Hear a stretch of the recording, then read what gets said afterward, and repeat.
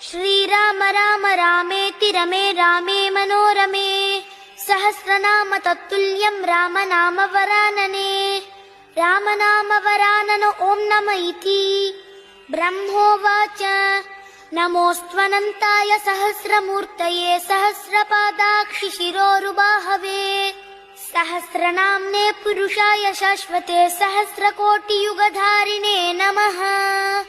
सहस्रकोटियुगधारिणे ॐ नम इति सञ्जय उवाच यत्र योगेश्वरः कृष्णो यत्र पार्थो धनुर्धरः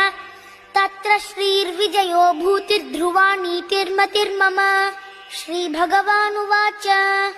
अनन्याश्चिन्तयन्तो मां ये जनाः पर्युपासते तेषां नित्याभियुक्तानां योगक्षेमं वहाम्यहम् परित्राणाय साधूनां विनाशाय